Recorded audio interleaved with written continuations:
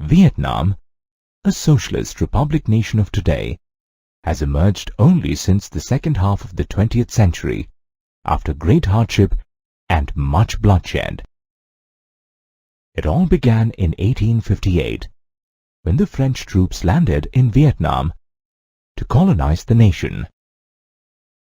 Colonialism is a process of building and maintaining of colonies in one territory by the people from another territory and exploiting it economically. Their belief was that Vietnam was a backward country, and it was the responsibility of the French to modernize it. China still had control over some parts of Vietnam from the dynastic era, but the French wanted maximum power. After the French Indochina War, the French gained control over the regions of Tonkin and Annam, which led to the formation of French Indochina in 1887. Indochina refers to the region in Southeast Asia. In fact, the modern-day countries of Vietnam, Cambodia, and Laos formed the Indochina. Trade had flourished in old Vietnam, and it was linked with the maritime Silk Route, which was favorable for the exchange of goods, people, and ideas. Silk Route refers to an interconnected network of trade routes that connects Eastern, Southern, and Western Asia with the Mediterranean world, including North Africa and Europe. The French had established economic and military dominance over Vietnam and exploited its natural resources, such as the river Mekong of Vietnam, to facilitate their trade and transportation. From a business perspective, the French wanted to increase cultivation and movement of goods. Therefore, they built canals, earthworks, and drained lands in the Mekong Delta using forced labor. The vast irrigation developed by the French was used to increase the rice production for the international market. By 1931, Vietnam became the third largest exporter of rice in the world. They also constructed a railway network to connect the northern and southern parts of Vietnam with China. Another railway network linked Vietnam with Siam, or the present-day Thailand.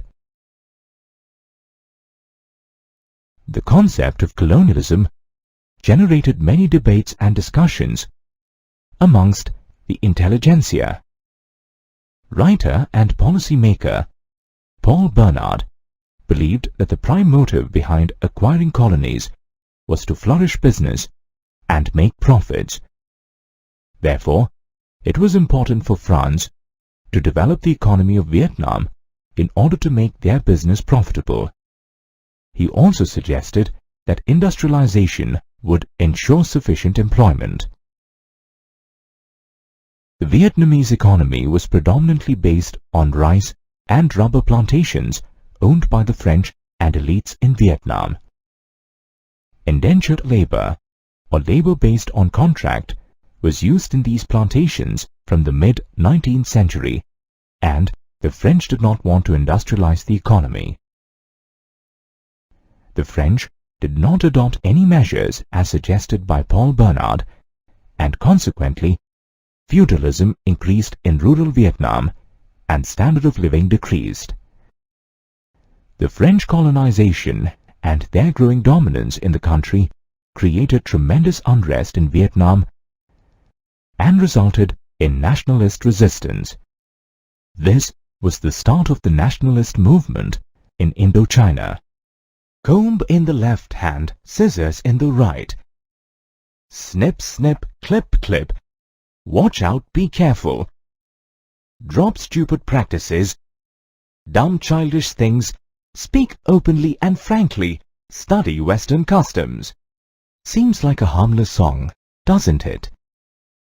It is a hair-cutting chant which ridiculed the Vietnamese tradition of keeping long hair. Such songs were used by the French schools to demean natives and popularize Western customs like short hair, Western clothing, and sports.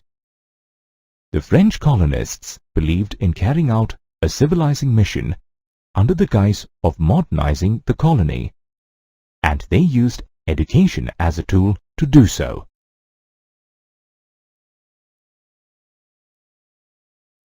This led to an erosion of cultural beliefs,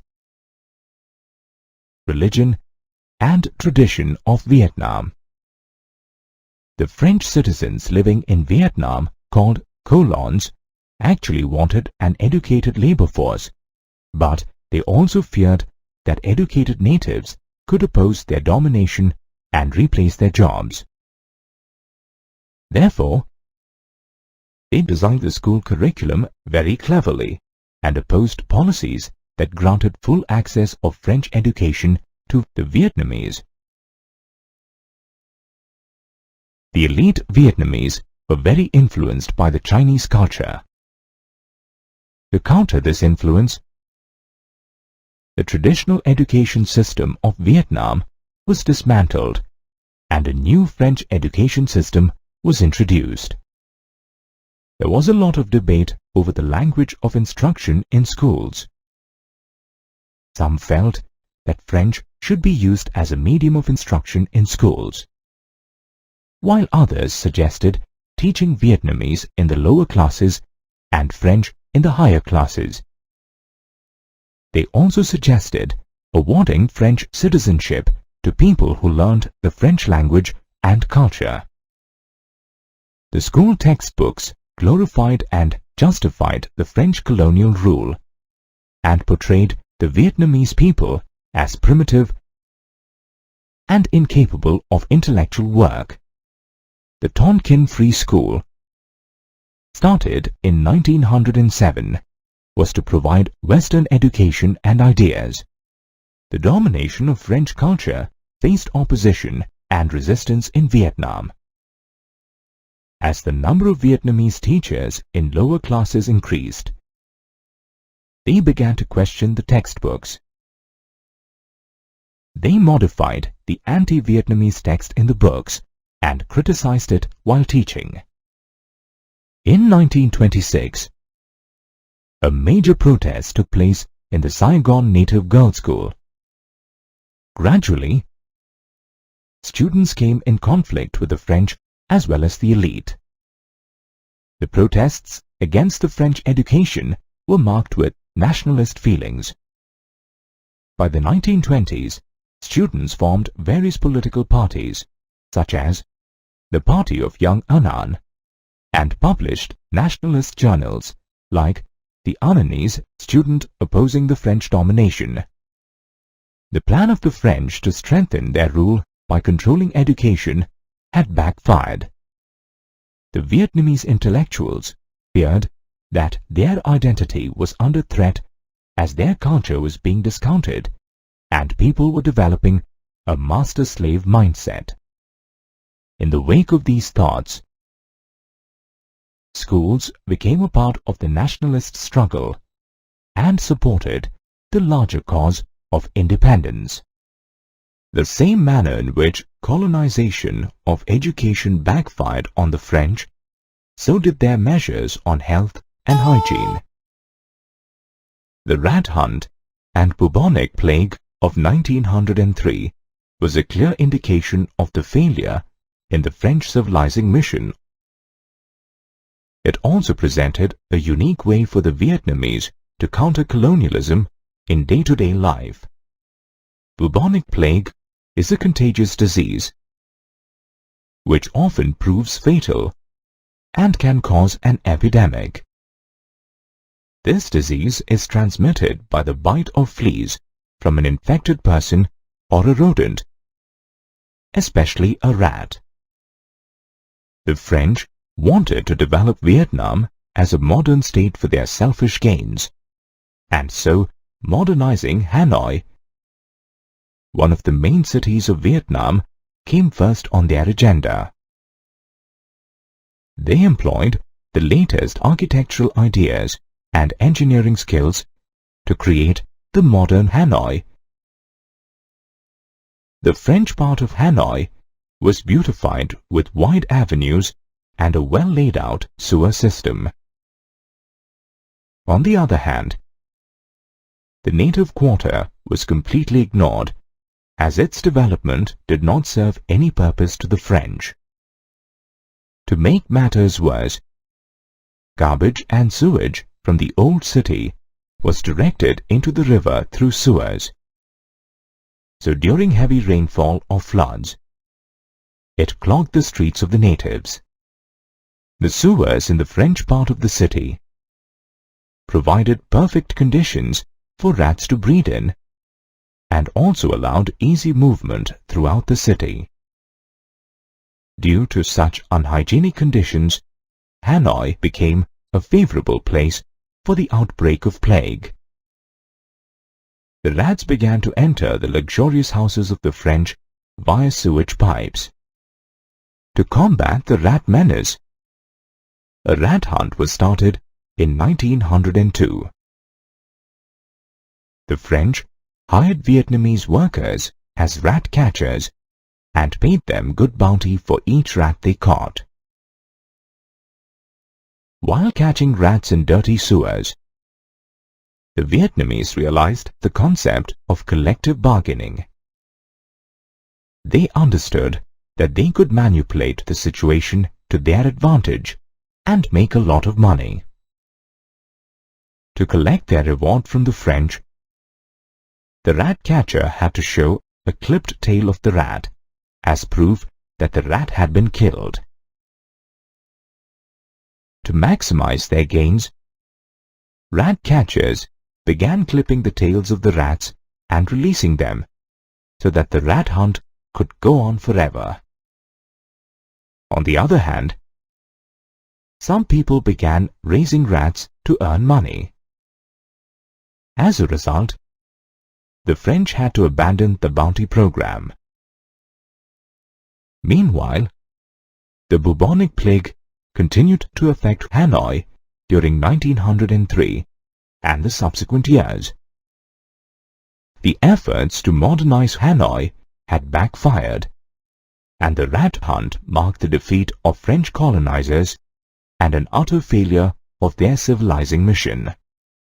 Here's a painting depicting the execution of Father Bori, a Catholic missionary in Vietnam. Let's understand the events that gave rise to such cruel acts. The French exercised colonialism not just politically, but socially and culturally as well.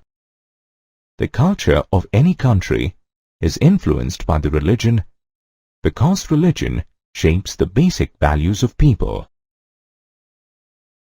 Therefore, religion naturally became the next target of the French in Vietnam.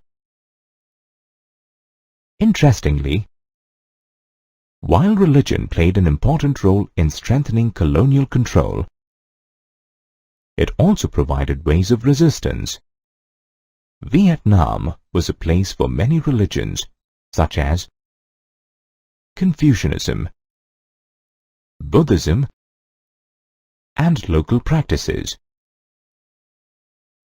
The elite in Vietnam were educated in Chinese and Confucianism, while the peasantry believed in a variety of syncretic traditions that combined Buddhism and local beliefs.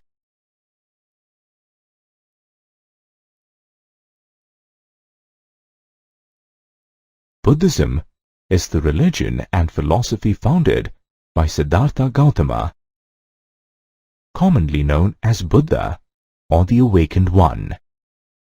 The French missionaries had introduced Christianity in Vietnam. They felt that the attitude of the Vietnamese to respect and worship the supernatural was backward, so it had to be rectified. As a result, Catholic missionaries successfully converted many people to Christianity, which led to serious objections from all quarters. The 18th century was marked by significant religious movements against the cultural attack of the French. One such movement was the Scholars' Revolt of 1868. This movement was spearheaded by the officials of the imperial court. They led a general uprising in Nguyen and Hatien regions where over 1,000 Catholics were killed. The Scholars' Revolt was crushed by the French, but it inspired many other patriots to revolt in the future. In Vietnam, many popular religions were spread by people who claimed to have had a vision of God. Some of these movements supported the French rule, while a few inspired rebellions against them. Hoa Hao was one such movement against the French, which started in 1939 and became a rage in the Mekong Delta. The man behind this movement was Hyun Pu So. The French tried to suppress the Hoa Hao movement by calling Hyun Pu So insane, and he was put in a mental asylum. To get rid of him, the French exiled him to Laos and sent many of his followers to concentration camps. Concentration camps refer to prisons where people were detained without due process of law. During the Second World War, the Nazis kept Jews in such camps.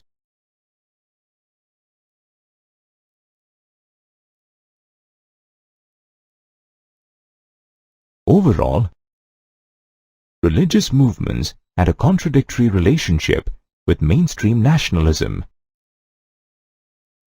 While political parties sought their support, they were also uncomfortable with their rituals and activities.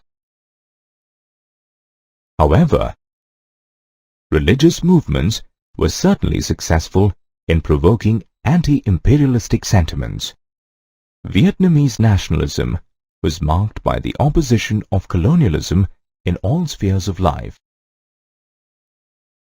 The Vietnamese also struggled with questions like what it meant to be modern and nationalist.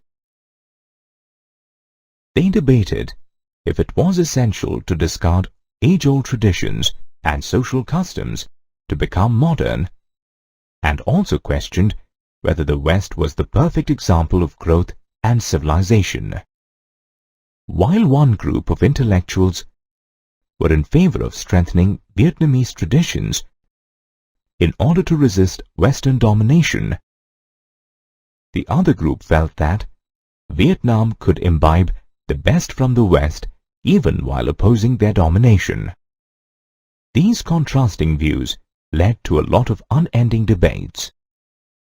By the end of the 19th century, Confucian nationalist Pan Boi Chau became a prominent figure in the anti-colonial resistance after he formed the Revolutionary Society Du Tan Hoi in 1903. In 1905, Pan Boi Chau met the Chinese reformer Liang Qichao in Yokohama, who guided Chau in writing his influential book, The History of the Loss of Vietnam.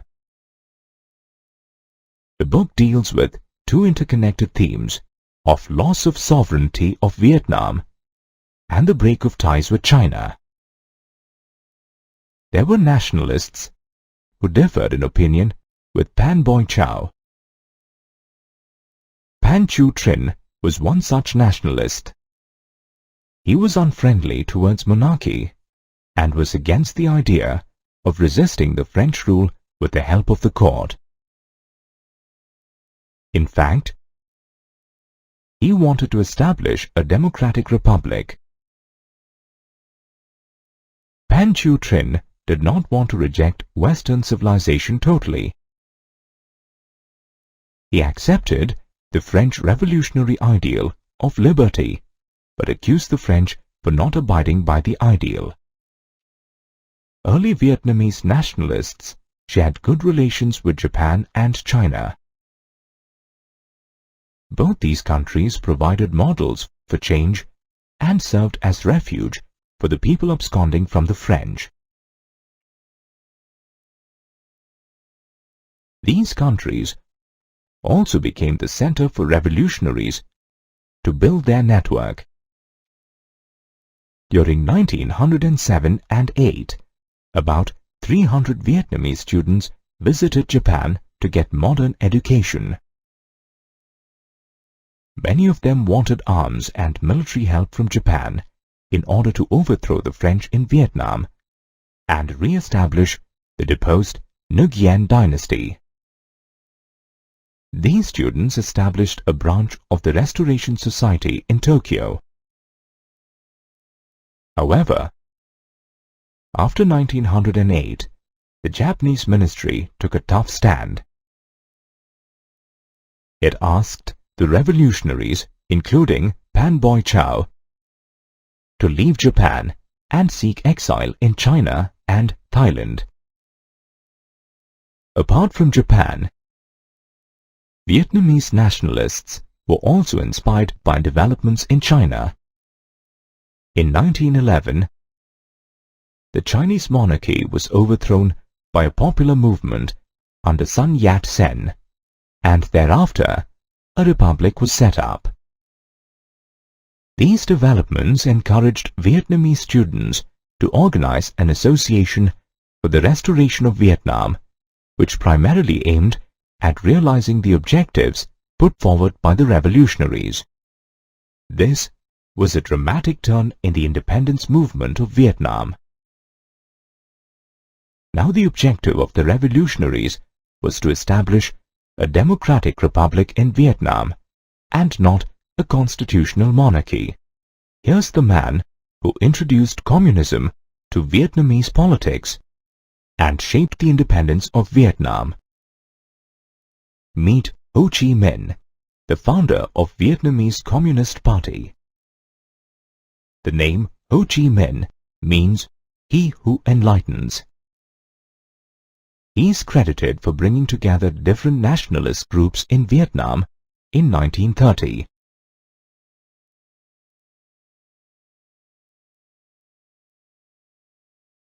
Communism is a political ideology that believes in the establishment of equal and classless society.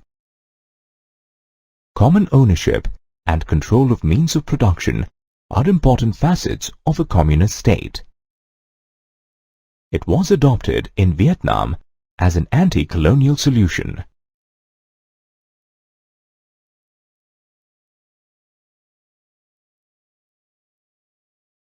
Let's quickly capture the situation in Vietnam during the 1930s.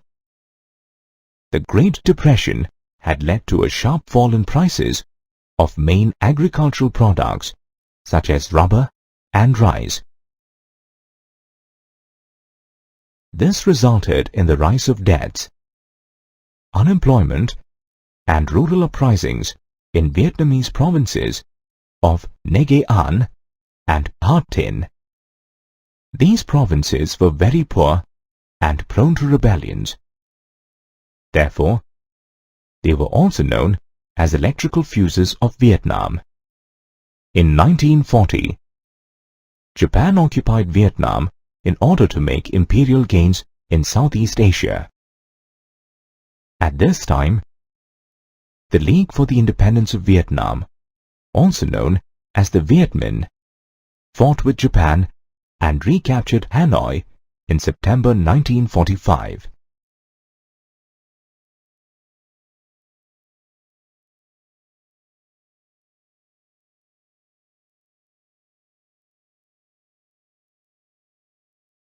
Thereafter, the Democratic Republic of Vietnam was formed and Ho Chi Minh became its chairman.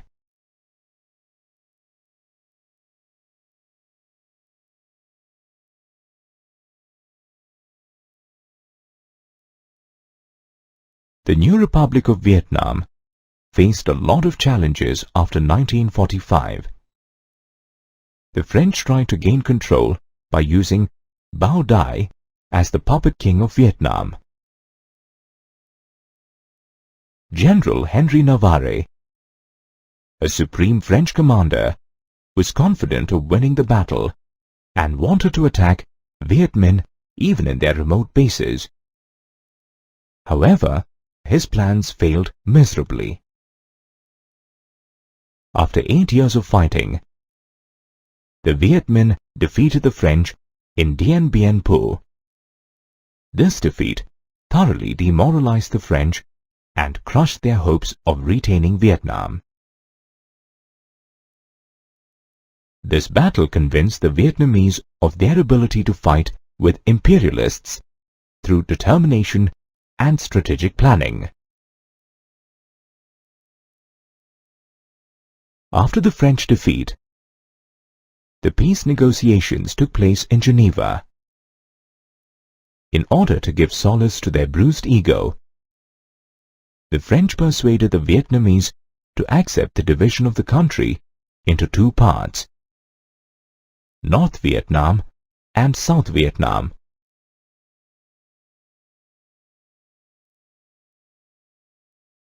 Ho Chi Minh and the Communists took control of North Vietnam, while Bao Dai's regime was to look after South Vietnam.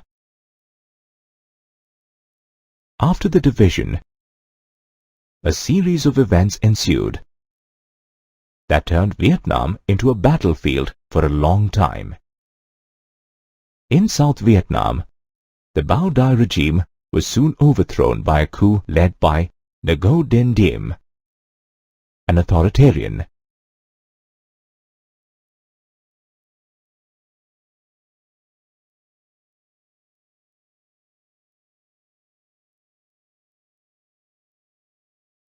The opposition got united as the National Liberation Front, or NLF, and resisted his dictatorial rule. NLF fought for the unification of the country with the help of the Ho Chi Minh government in North Vietnam. The rise of communism in Vietnam and the adjoining areas threatened the US. In order to intervene in the developing situation, the US sent its troops to Vietnam. This was the beginning of the catastrophic US-Vietnam War. Children running helplessly on the streets during a sudden chemical bomb attack, some of them naked and shrieking for help. This heart-wrenching picture is one of the most devastating wars of the 20th century, the US-Vietnam War. It was a long-drawn war with massive disasters on both sides. From 1965 to 1972, a staggering 34 million US service personnel served in Vietnam. Despite its advanced technology and excellent medical facilities, the US suffered huge losses in the war. They made brutal attacks on Vietnam using chemical weapons such as Agent Orange, napalm, and phosphorus bombs. These weapons wiped out villages and razed down forests. Over 40% of Vietnam's farmland was affected by this poison and continues to affect people till today. Dixin, an element of Agent Orange, causes cancer, deformities, and brain damage in children even today. The US decision to intervene in Vietnam was criticized vehemently. University graduates and the elite were waived off from compulsory military service, and the youth belonging to working-class families were sent to war. Common masses began to question the government's decision to send young people to war. During this time, the US media both supported and criticized the war. Propagandist films like Green Berets by John Wayne, supported the war and inspired the youth to join it. While Francis Ford Coppola's movie Apocalypse Now criticized the war and explored the confusion that the war had caused in the US. The US had completely underestimated the strength and determination of nationalist Vietnamese people. The Vietnamese fought for the independence and honor of their country against the technologically advanced US. They used their limited resources to gain maximum advantage over the US. The Ho Chi Minh Trail is a perfect example of Vietnamese enterprise. This trail was a massive network of footpaths and roads used to transport men and materials from North to South Vietnam. Support bases and hospitals were made along the trail. Supplies were transported by trucks, but mostly they were carried by porters, of whom 70 to 80% were women. The US regularly bombed the trail to disrupt supplies. But the trail was managed efficiently and it was rebuilt quickly. With its determination and strategic planning, Vietnam bravely combated the US attack and eventually got freedom in 1975. A rosy-cheeked woman, here I am, fighting side by side with you men. The prison is my school. The sword is my child. The gun is my husband. These lines aptly reflect the courage and determination of women who actively participated in the Vietnam War. Vietnamese women made significant contributions to nationalist causes since ancient times. Traditionally, women, particularly from the lower classes, had enjoyed an equal status in Vietnam. However, they were not decision makers and did not play any role in public life. With the growth of the nationalist movement, the idea of a new woman gained impetus. During this time, popular literature and thinkers celebrated the women who broke away from the traditional social mold. Writers and artists praised the rebel women from the past. In 1913, Pan Boy Chow wrote a play based on the lives of the Trung sisters who had fought heroically against the Chinese domination during 39 to 43 CE. Another celebrated woman from the past was Triu Ao from the 3rd century CE, who organized a large army and opposed the Chinese rule. These heroic stories of rebel women were used by the nationalists to motivate common folk to fight for Vietnam. During the Vietnamese War, women were also represented as workers, carrying a rifle in one hand and a hammer in the other. They were projected as selfless fighters, working for the cause of a nation. Newspapers and magazines carried out many stories about the unmatched bravery of Vietnamese women. For example, Nguyen Thi Duan, a woman soldier, was known to have shot down a jet with just 20 bullets. Women formed 70 to 80% of the total youth workers on the Ho Chi Minh Trail. Approximately 1.5 million were a part of the regular army. They carried thousands of kilograms of cargo weapons and food and guarded 2,500 key points on the trail. They also built airstrips and neutralized numerous bombs. Many women actively participated in the resistance movement. They acted as nurses and helped in constructing underground rooms and tunnels. With the beginning of peace talks in 1970s, women came out of the role of warriors. They took up the role of New Age workers in agricultural cooperatives factories, and other production units. The Vietnam War got prolonged beyond the imagination of the US, and yet it was not able to crush the Vietnamese opposition. The war received a lot of criticism around the world and in the US, as numerous people had been killed on both sides. There were people who sympathized with Vietnam.